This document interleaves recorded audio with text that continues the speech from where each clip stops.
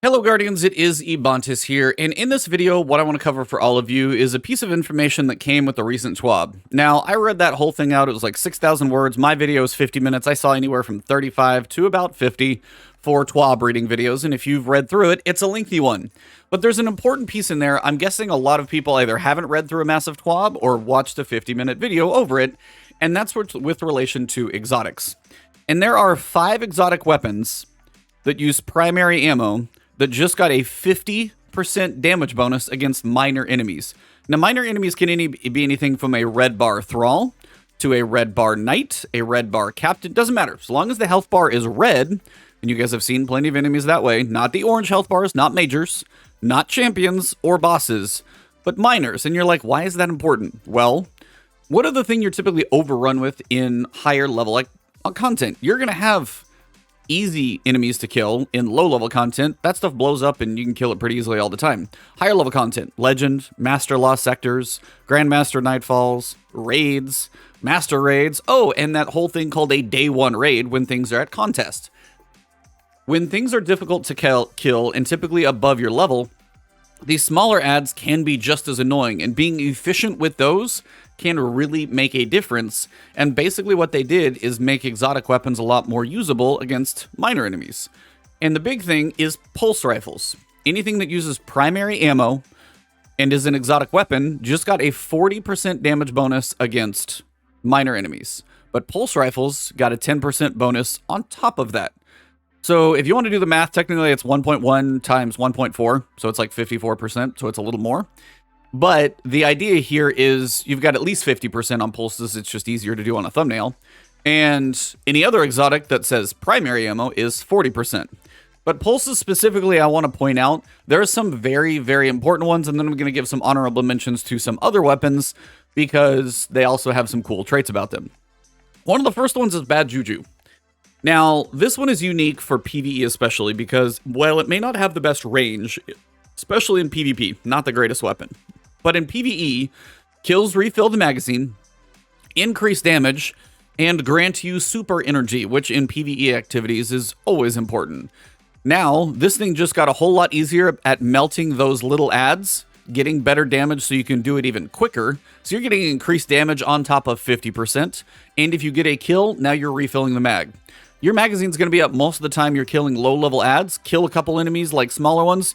That knight is also going to get melted pretty quickly. So this one is insane because you can have next to infinite ammo on low-level adds. You get basically rampage working, and every kill gives you super energy. It adds up pretty quick.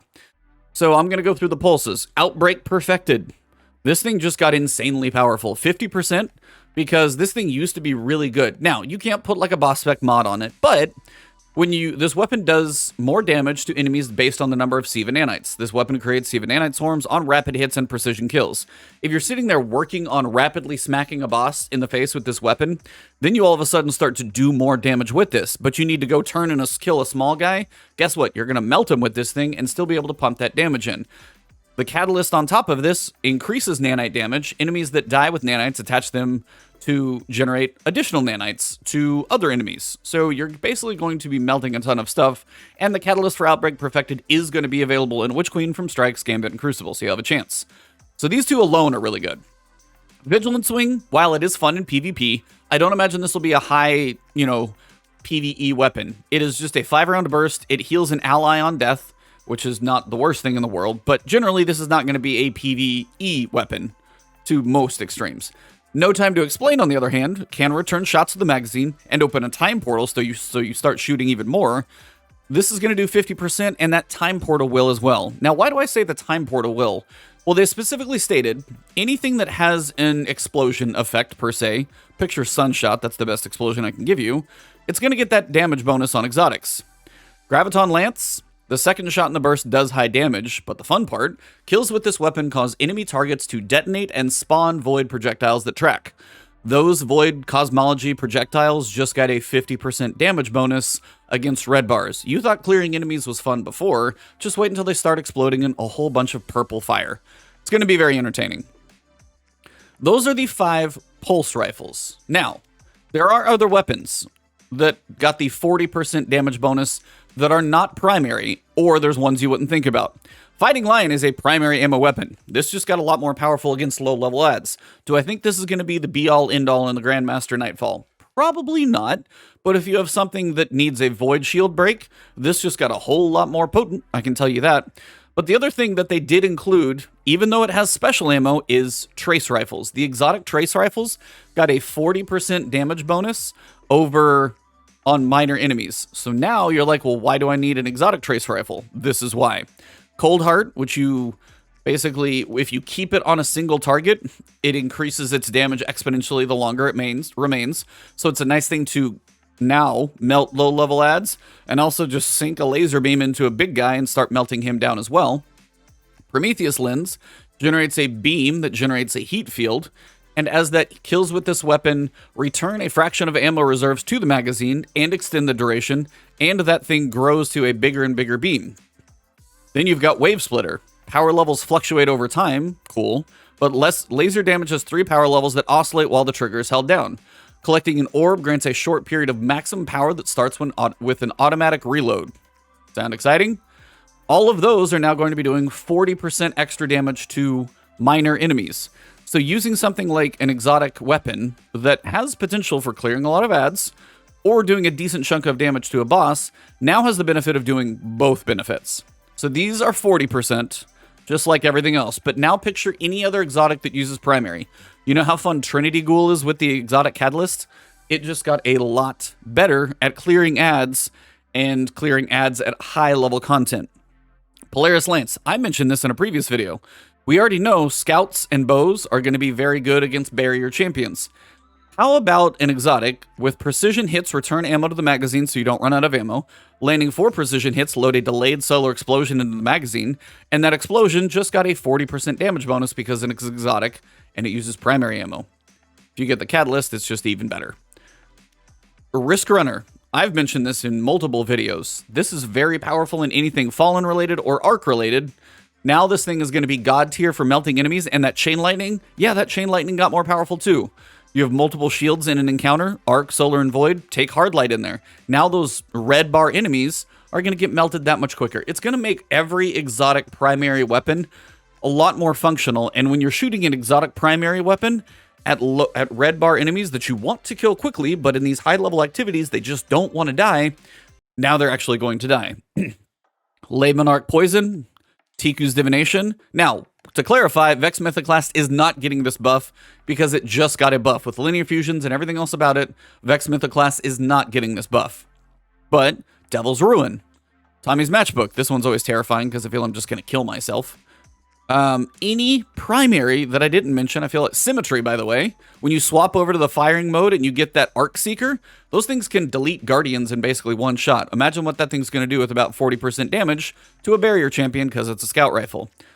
Now, a couple ones to mention back here. You've got Crimson and Suros Regime. 40% better damage, and both have a chance to heal you in high-level PvE content. These just got a little more powerful. I still don't think Cerberus is going to be amazing, but Ace of Spades, when you explode something, again, this got a 40% bonus to the bullet, but also the explosion, and when Momentum Memoria is up, that just got even stronger. Last word, not really probably going to be using this thing in PvE that much, but Malfeasance and the explosive slugs cause a detonation, that's 40%. Lumina is actually getting a tweak, so it's a little more usable, so now this thing won't suck, and it'll do a little bit more damage. But the fun ones, Pulse Rifles, Bad Juju, Outbreak Perfected, No Time to Explain, those just got exciting. Hawkmoon and Dead Man's Tale. Now, Hawkmoon, unless we have hand cannons for, say, like Unstoppable, maybe. Dead Man's Tale, you're going to be looking for Xur, but also, so everybody's telling me, oh, just Xur's going to sell this. You don't need to farm the mission. It's going to be very expensive from Xur. Run this mission this week, next week, and the final week. See if you can get one with Vorpal. If you get a scout rifle with Vorpal, that's 20% damage. Exotics just got a 40% damage buff, and you have to deal with barrier champions. This is just going to delete them. So again, Dead Man's Tale is going to be a very, very fun one to use, especially if you've got Vorpal in there, or the week the Xur sells the Vorpal Dead Man's Tale, that is actually going to be just God tier, and who knows when it's going to happen. But I wanted to make this video so you all knew going into Witch Queen that primary ammo exotics, even something like Sweet Business, maybe this thing will be fun, but I still doubt it, but primary ammo exotics All of them got a 40% damage buff to red bar enemies. And pulse rifles, specifically some very cool ones, got a 50% or even a smidge more damage buff against miners. So if you're thinking about what to take in there, do you have a decent rocket launcher?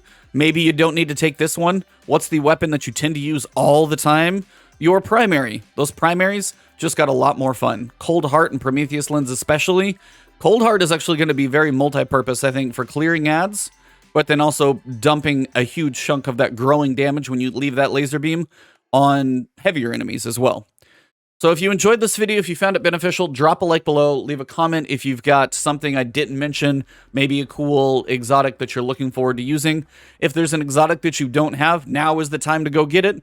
Do your Wish Under quests, do your Hawkmoon, do your Deadman's Tale, Forerunner, that's special, that doesn't count. Cryosthesia could be fun though. All of these weapons that have potential could be very, very, very good in Witch Queen.